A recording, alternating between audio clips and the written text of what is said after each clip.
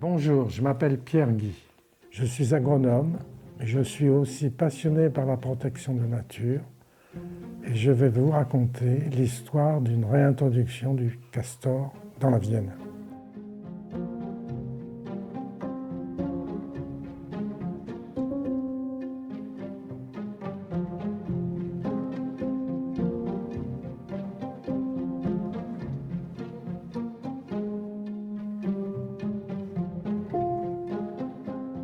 Le castor a été tué et quasiment éliminé en France à cause de sa fourrure.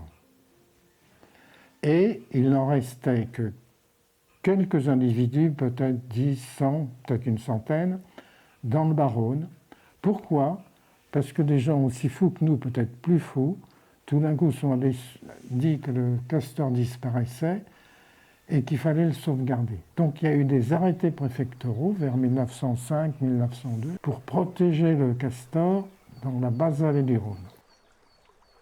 En 1970, c'était l'année internationale de protection de la nature. Et à cette époque-là, beaucoup de choses ont changé. C'est là où Poujade est arrivé, c'est là où on a créé le ministère de l'Environnement.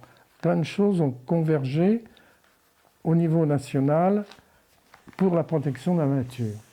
Je pense que l'idée de réintroduire le castor, elle est émergée dans beaucoup d'endroits, dans les étendues d'Air, en Bretagne, en Alsace, etc., à peu près à la même période, même si la plupart de celles qui ont réussi sont plutôt des années 80.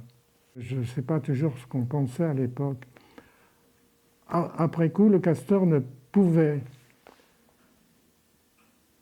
biologiquement reconquérir du terrain que par réintroduction. Parce qu'il ne se déplace pas beaucoup sur la terre. Il peut se déplacer sur la terre, mais passer d'un bassin à l'autre, bon, ça ne se fait pas. Donc l'idée était, il faut le réintroduire.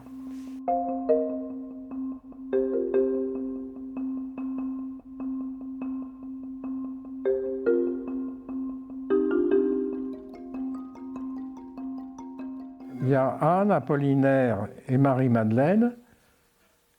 Ils ont choisi, c'est comme ça, ils ont choisi de donner au nom du castor le nom de la fête du jour. Donc on sait que c'est le 22 juillet, 23 juillet, 26 juillet 1970. Donc là-bas, ce qu'on voulait, c'était des castors plutôt adultes quand même, et en nombre suffisant, et puis qui puissent former des couples, c'est tout. Moi, je me rappelle de ça, hein, parce que quand il fallait sexer un castor, il fallait se le prendre, oui. Il fallait lui mettre dans le sac, et on était à je ne sais pas combien à le tenir, parce que ça pesait combien, il pesait un castor? Ça pesait plus de 40 kilos, hein. Oui. Puis il ne se laissait pas faire. C'est pas évident parce que les organes sexuels, c'est dans les bouquins, sont un peu cachés. Donc on ne le voit pas. Et puis, bon, c'est pas toujours si facile que ça à reconnaître. Donc notre idée, c'était d'avoir quand même, et là je parle en généticien, pas trop de consanguinité, donc un minimum d'individus qui fondent des familles, qui se reproduisent et qui se croisent entre eux.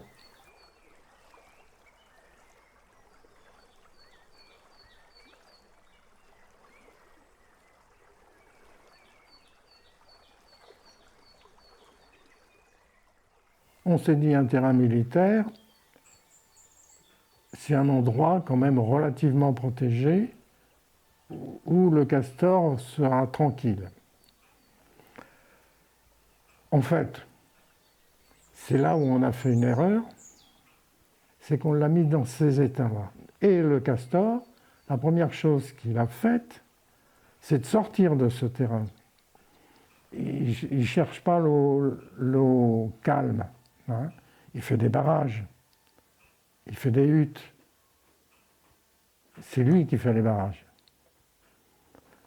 Donc il vaut mieux trouver des cours d'eau, je ne dis pas des torrents, mais des cours d'eau à cours rapide sur lesquels ils puissent s'installer. Et vous n'allez pas me croire, un des castors qu'on avait lâché, il a été tué par un garde champêtre qui dit l'avoir pris pour une loutre. Bon, le castor, je ne sais pas si n'était peut-être pas protégé, mais enfin c'était un peu ubuesque. Un garde champêtre tue un castor parce qu'il le prend pour une loutre. C'est fou.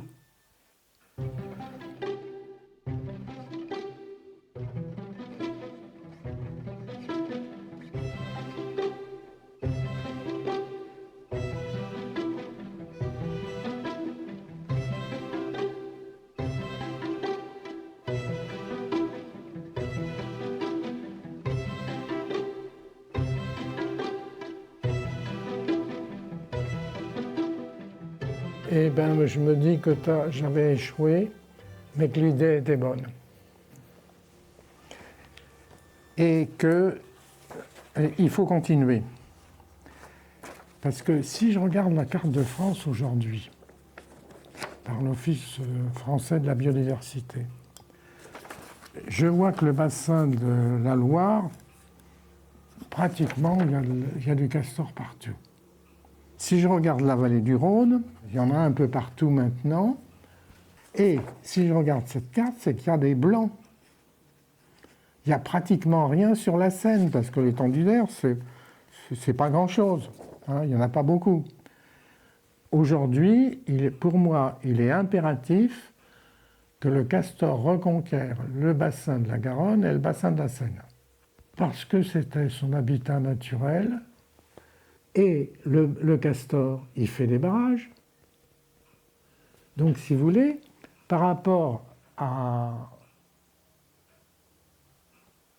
la rivière sur laquelle on nettoie tout pour que ça passe bien, je suis persuadé, mais à tort ou à raison, que le castor va modifier le profil des rivières. Il va créer des barrages qui vont permettre d'avoir une biodiversité différente. Et le castor, pour ce point de vue-là, me paraît important.